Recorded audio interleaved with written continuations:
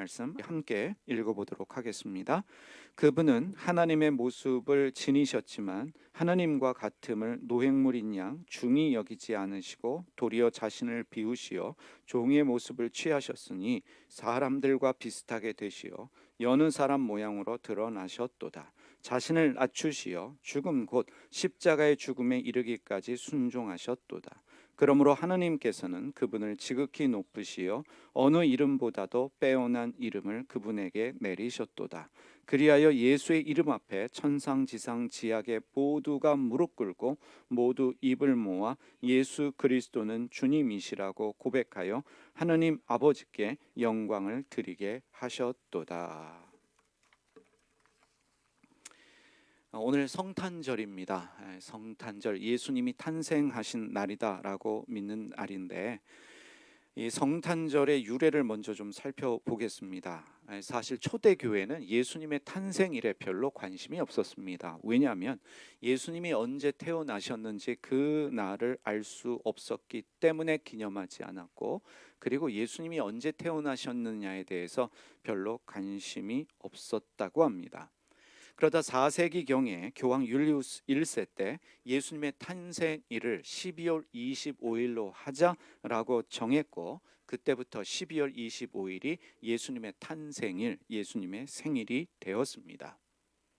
왜 12월 25일을 예수님의 탄생일로 정했는가? 사실 당시 사람들에게 생일이라는 개념 자체가 없었습니다. 일반 서민들에게, 먹고 살기 힘든 서민들에게 생일이라는 개념은 없었습니다. 다만 권력자들, 이 유력자들이라고 말하는 권력을 가진 부자들은 생일이 중요했습니다.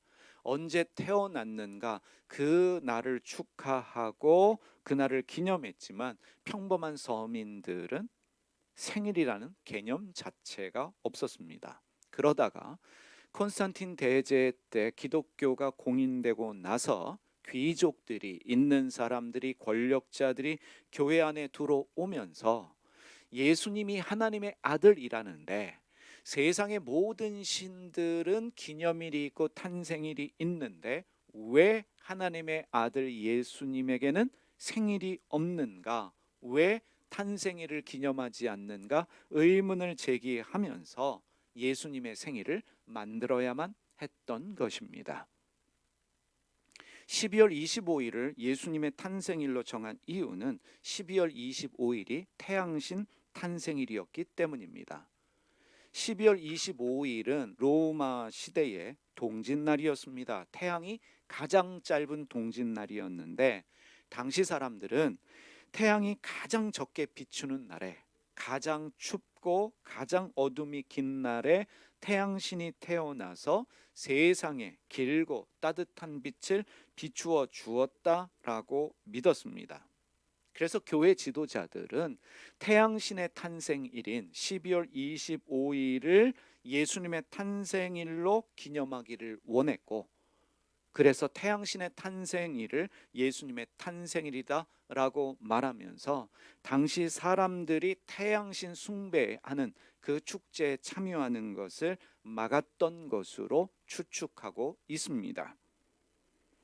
성탄절은 432년에 이집트로 넘어가서 이집트의 교회들이 기념하기 시작했고, 6세기경에는 영국으로 넘어와서 영국 사람들도 12월 25일을 성탄절로 지키기 시작했습니다. 8세기경에 북유럽으로 넘어가서 8세기경에는 북유럽 사람들까지도 성탄절을 지키기 시작했는데, 중세 시대를 지나면서 유럽의 이교도 습관들이 성탄절과 혼합되기 시작했습니다. 성탄절 트리를 만드는 것, 성탄절에 선물을 교환하는 것, 파티를 하는 것은 이교도의 습관이라고 말할 수 있습니다. 이 트리를 만드는 것도 장식하는 것도 이교도의 습관인데, 그러한 것들이 성탄절의 관습으로 변화되기 시작했습니다.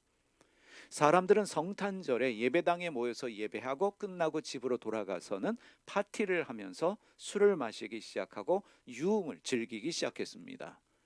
그러면서 성탄절이 예수님의 탄생일이다라는 경건한 의미보다는 함께 모여서 축제하는 파티를 여는 유흥의 개념이 강해지기 시작했습니다. 영국에서 청교도 혁명이 일어났을 때 크롬웰은 우리가 예수님이 언제 태어난지도 모르는데 굳이 12월 25일을 예수님의 탄생일로 지킬 이유가 있느냐, 그리고 너무 향락적이다라는 이유로 성탄절 자체를 법으로 금지시켰습니다. 우리가 잘 알고 있는 그 찰스 스펄전 목사님도 성탄절은 미신적인 요소가 많다라고 하면서 교회가 12월 25일을 성탄절로 지키는 것에 대해서 의문을 제기했습니다. 청교도들이 미국으로 건너왔지요. 그래서 처음에 미국에는 성탄절이라는 개념이 없었습니다. 미국의 기독교인들은, 청교도들은 성탄절을 지키지 않았습니다. 그러다가 1870년에 이르러서야 법으로 성탄절을 공휴일로 지정하면서 성탄절을 기념하기 시작했던 것입니다. 우리나라는 기독교 국가가 아님에도 불구하고 미국의 영향 때문인지 1949년에 성탄절이 공휴일로 지정이 되었습니다. 부처님 오신 날은 1975년에 공휴일로 지정되었는데 그보다 빨리 1949년에 성탄절이 공휴일로 지정될 정도로 우리나라는 성탄절을 일찍 공휴일로 받아들여서 종교에 상관없이 성탄절을 즐기는 축제의 날로 보내게 되었습니다. 참고로 일본은 성탄절도 부처님 오신 날도 공휴일이 아닙니다. 일본은 종교와 관련된 날이 공휴일이지 않습니다. 오늘 두 번째로, 그렇다면 이 성탄절은 우리에게 어떤 의미인가를 우리가 살펴보기를 원합니다. 예수님이 누구입니까? 우리가 믿는 것은 예수님은 사람으로 오신 하나님이다. 이것이 우리의 믿음입니다. 그래서 성탄절은 하나님께서 사람이 되셔서 이 세상에 오신 날이다. 그 날을 기념하는 날이 바로 성탄절입니다. 우리의 관심은 언제 예수님이 오셨느냐, 이것이 우리의 관심이 아닙니다. 일반적으로 세계 기독교는 12월 25일을 성탄절이라고 말하지만 정교회는 1월 7일이 성탄절입니다. 초대교회는 이런저런 날로 예수님의 생일을 말했지만 어느 누구도 관심이 없었습니다. 우리에게 중요한 것은 언제 예수님이 이 세상에 오셨느냐라는 논쟁보다도 왜 하나님께서 인간의 모습으로 이 세상에 오셨는가, 그 이유와 목적이 우리에게 중요합니다.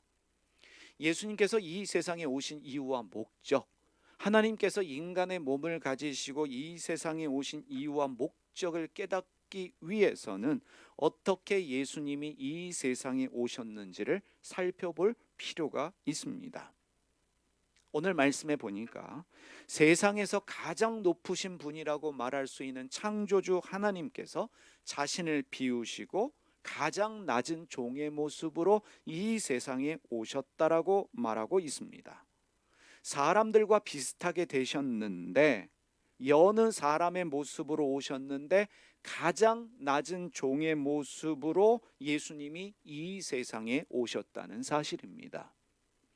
왕족이 아니라, 귀족이 아니라, 부잣집의 맏아들이 아니라 가장 낮은 모습으로, 가난한 자의 모습으로 이 세상에 오셨습니다. 예수님은 가난한 자였습니다.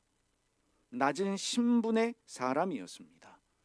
가장 낮은 자의 모습으로 이 세상에 오셨던 예수님은 부자들, 권력자들, 귀족들을 끌어모아서 그들을 통해서 종교를 확장시키려고 하지 않으셨습니다. 예수님은 종교를 만들어서 그 종교를 세력화하려고 시도도 하지 않으셨습니다.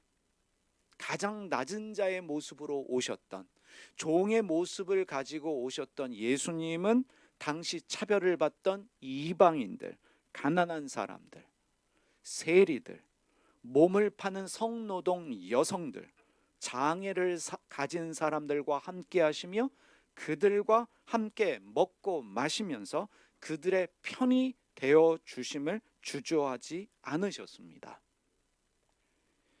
종의 모습으로 이 세상에 오셔서 가장 낮은 자들, 소외된 자들과 함께 하셨던 예수님께서 이 세상에 던지신 가장 중요한 메시지가 무엇일까? 오늘 우리가 되새겨야 할 중요한 부분입니다. 예수님께서 많은 말씀을 하셨지만 가장 핵심이 되는 말씀이 무엇이냐? 누가복음 17장 20절에서 21절 말씀 200주년 신약성서 번역으로 살펴보겠습니다. 200주년 신약성서의 번역을 살펴보는 이유는 예수님의 말씀이 반말이 아니라 존댓말로 번역하고 있는 유일한 성경이기 때문에 그렇습니다.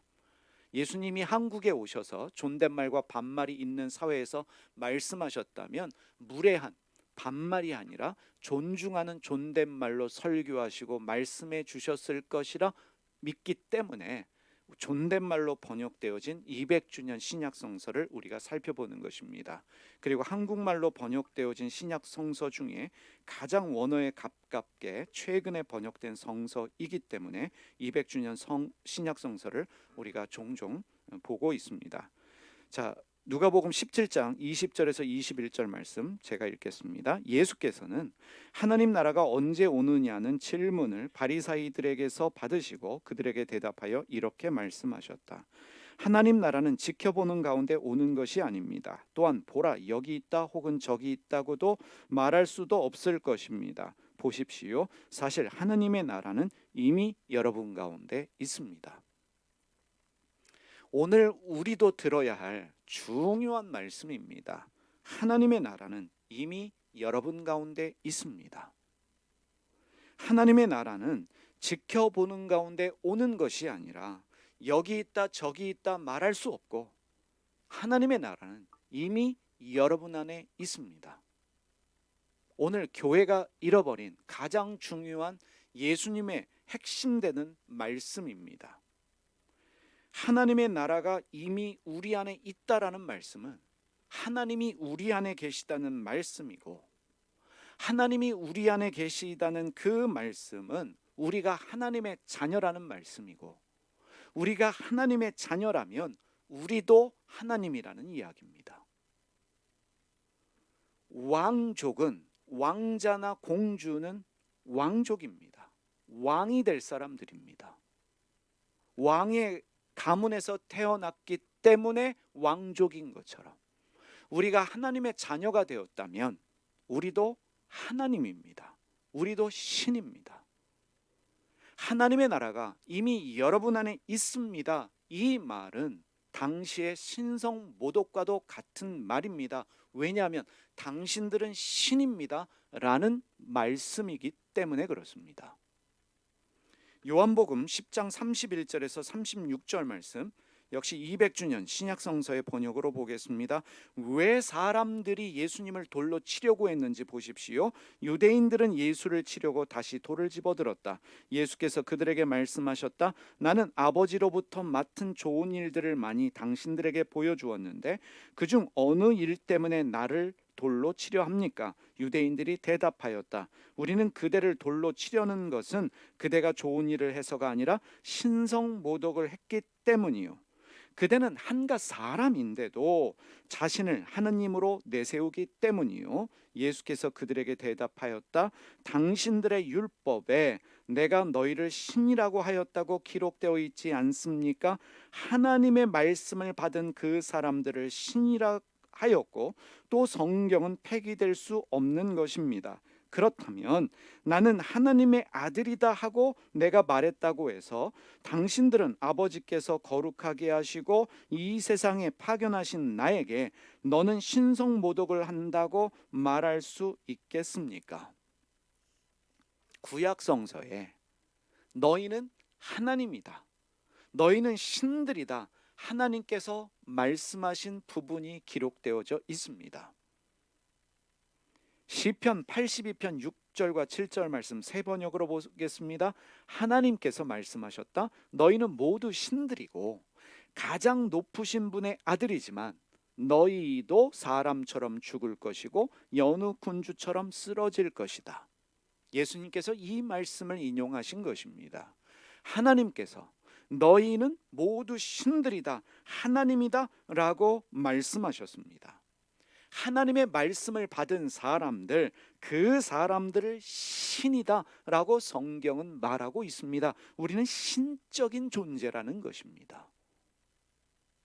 그 말을 했다고, 예수님께서 나는 하나님의 아들이다 라는 말을 했다고 당시의 종교인들은 예수님을 신성모독으로 몰아 돌로 치려고 했던 것입니다.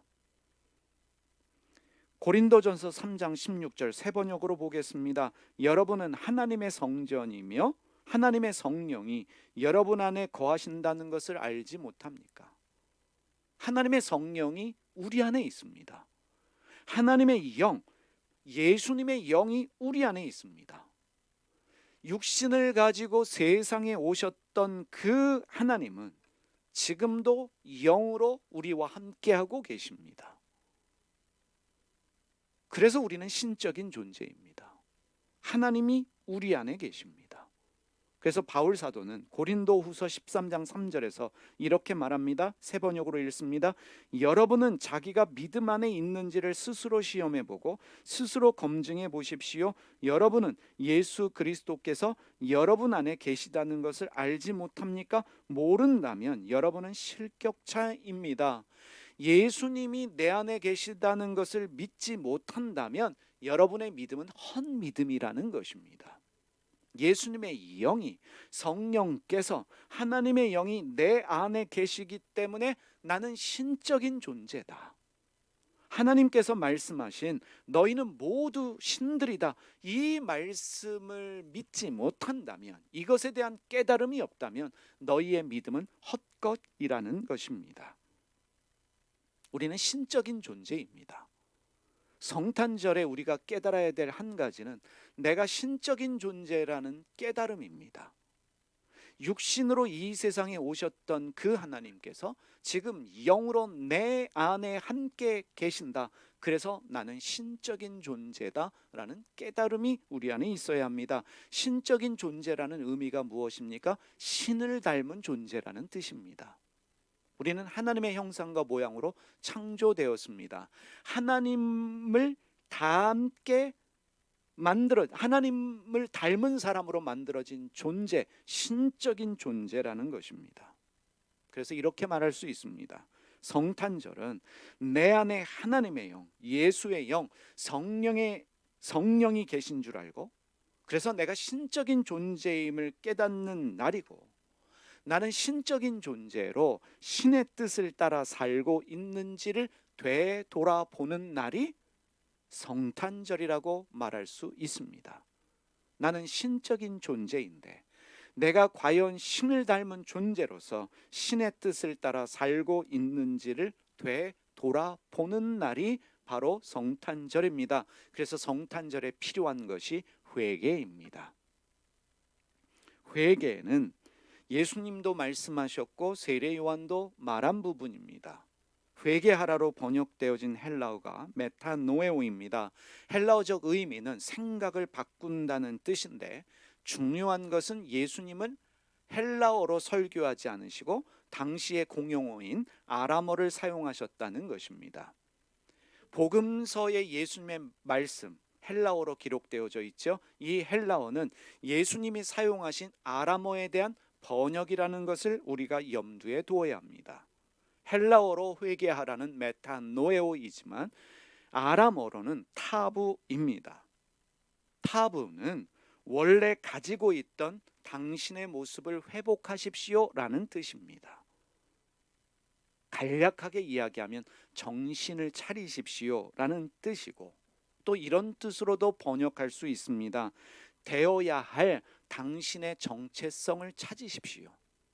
당신이 어떤 사람이 되어야 할지를 깨달아 그 사람이 되십시오. 이것이 바로 타부가 가진 의미입니다.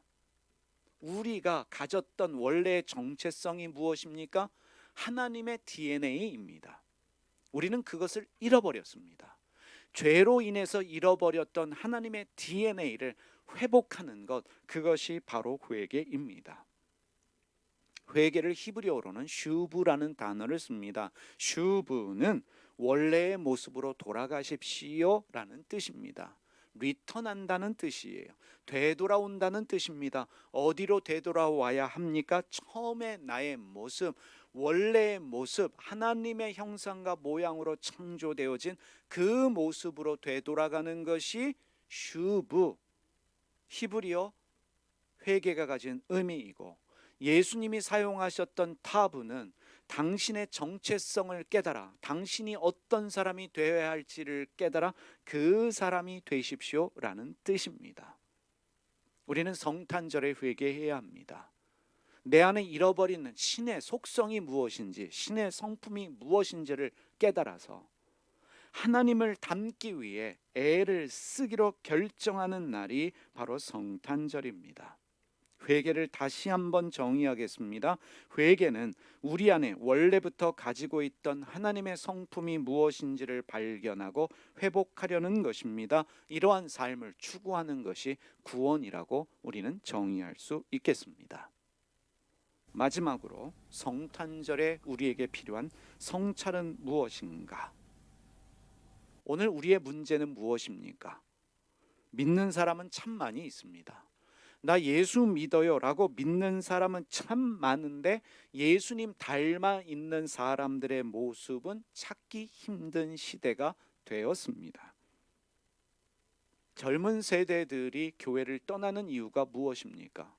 믿는 사람은 많은데 예수님 닮은 사람이 없는 교회에 실망하기 때문에 떠나는 사람들이 많이 있습니다. 편견도 많고 차별도 심합니다. 종교적인 잣대로 사람들을 판단하는 그 일에 대하여 실망한 젊은 사람들이 교회를 떠나고 있습니다. 성공하기 원하는 사람들, 출세하기 원하는 사람들이 교회 와서 예수님께 기도합니다. 성공하게 해주십시오. 출세하게 해주십시오. 부자가 되게 하여 주십시오. 그러한 제목들을 가지고 기도회를 합니다. 밤새서 부르짖습니다. 그러나 예수님이 자기를 비우고 낮추셨던 것처럼 자기를 비우려는 사람, 자기를 낮추려는 사람들은 별로 없다는 사실입니다. 저나 여러분도 예외는 아닙니다. 종교를 가졌습니다. 하나님을 믿고 있습니다. 잘 되기를 원합니다. 성공하기 원합니다. 자녀들이 명문대학 가고 돈을 많이 벌어 부자가 되고 그래서 교회에 헌금도 많이 하는 인정받는 사람이 되기 원하는 욕구를 가지고 사실 우리는 종교 생활을 하고 있습니다. 예수의 정신이 무엇입니까? 낮아지고 비워지는 것입니다. 낮아짐과 비워짐을 통해서 잃어버린 신의 속성을 회복하는 것이 신앙생활인데 우리는 그러한 신앙생활을 잃어버린 지 오래입니다. 대부분의 사람들은, 목회자를 비롯한 많은 사람들은 채우려고 합니다. 예배당도 채우려고 합니다. 높아지려고 합니다. 교단을 만들어서 노회장 되고 그래서 총회장 되고 싶어하는 것이 종교인들의 마음이고, 교회 오면 11조도 더 많이 하고 인정받기를 원합니다. 너무 성공을 추구하다 보니까, 너무 부를 추구하다 보니까, 채우려고 하고 높아지려고 하다 보니까 우리가 믿는 예수님조차도 왜곡시키고 있습니다. 차별하는 예수님, 편견하는 예수님, 뭔가 높은 자리에서 인간들을 내려보면서 잘하나 못하나 감시하면서 인간의 행동에 따라 처벌하는 그러한 왜곡된 신으로 우리가 믿고 있는 것이 사실입니다. 오늘 말씀을 통해서 우리가 깨달아야 될 중요한 것이 무엇입니까? 성탄절에 우리는 무엇을 되새겨야 하겠습니까? 나는 어떻게 살아야 하는가? 나는 신앙인으로 예수님을 믿는다라고 말하는 내가 어떻게 살아야 하는가? 이것이 우리의 고민과 질문과 성찰이 되어야 합니다. 예수님은 자기를 비우셨습니다. 자기를 낮추셨습니다. 하나님이 사람이 되셨고 사람도 가장 낮은 자의 모습을 취하셨습니다. 예수님께서 자기를 비우시고 낮추셔서 가장 낮은 종과 같은 사람이 되셨던 것처럼 우리가 믿고 따르는 예수님이 그러한 삶을 사셨다면 우리도 그러한 삶을 살아야만 하는 것입니다. 바로 이것이 우리가 회복해야 할, 우리가 추구해야 할 하나님의 성품이고 내 안에 잃어버린 하나님의 DNA를 회복하는 방법입니다. 신성을 회복하는 것 비울 때 가능합니다. 내 안에 잃어버린 하나님의 속성을 회복하는 방법 낮아질 때 가능한 것입니다. 예수님은 이렇게 말씀하셨습니다. 마태복음 16장 24절 200주년 신약성서의 번역으로 보겠습니다. 그때 예수께서는 당신 제자들에게 말씀하셨다. 누가 내 뒤를 따라오려면 자기 자신을 버리고 제 십자가를 지고 나를 따라야 합니다. 예수님의 말씀입니다. 신앙의 삶은 자기 자신을 버리는 삶입니다. 채우는 게 아니라 버리는 삶입니다. 자기 십자가를 지고 날마다 자기를 죽이며 예수님 따르는 삶이 무엇인지를 고민하고 질문하고 성찰하는 삶이 구원의 삶입니다. 나는 지금 죽어도 천국 갈 수 있습니다. 이것이 구원의 삶이 아니라, 그런 확신을 가지고 사는 것이 신앙의 삶이 아니라, 예수님이 자기를 비우시고 자기를 낮추셨던 것처럼 진정으로 예수님을 따르는 삶이 무엇인가 고민하면서 날마다 예수님의 형상이 내 안에 드러나는 그 삶이 구원의 삶, 신앙의 삶입니다. 우리는 날마다 고민과 질문과 성찰을 통해서 우리를 비워내며 우리를 낮추는 삶을 추구합니다. 그것이 우리 교회가 존재하는 목적이고 우리 교회가 추구하는 신앙의 방향입니다. 그럴 때 예수님 닮아간다고 믿기 때문입니다. 종교학자이셨던 고 기회성 교수님의 말씀 중에 두 부분을 인용하고 오늘 말씀 마치겠습니다. 성경에 하나님이 세상을 이처럼 사랑하시어 독생자를 주셨으니 이는 그를 믿는 자마다 멸망치 않고 영생을 얻게 하려 하심이라. 요한복음 3장 16절 이러한 구절이 있다. 독생자는 예수를 말한다. 하나님이 인간에게 자신의 유일한 아들인 예수를 보내 인간에게 손을 내밀었다는 얘기다. 예수를 통해 자신을 드러내어 하나님의 모습을 인간에게 가장 분명하게 알려준 거다. 예수가 어떤 사람이었나? 예수가 대형교회를 세우러 온 건 아니지 않는가? 하나님은 예수를 통해 인간에게 사랑과 자비를 보여줬다. 하나님이 예수를 통해 인간에게 나타난 것처럼 인간도 그를 보고 하나님이 되어야 한다는 메시지가 담겨 있다. 예수가 십자가상에서 인류의 죄를 사하기 위해 돌아가셨다는 전통적 교회의 복음을 전파하는 한국 개신교회는 인간이 감히 하나님 예수처럼 될 수도 없고 되어서는 안 된다고 펄펄 뛰겠지만 종교의 의미는 본질적으로 우리가 신성을 회복하는 데 있다. 예수처럼 하나님 앞에서 철저히 자신을 비우고 인간을 사랑하고 섬기는 삶이다. 이제 곧 성탄절이다. 성탄절은 하나님이 예수의 모습으로 인간에게 오신 날이다. 성탄절을 맞아 인간에게 하나님 예수가 어떤 존재였는지를 되새기고 그렇게 되도록 노력한다면 누구나 예수가 될 수 있다.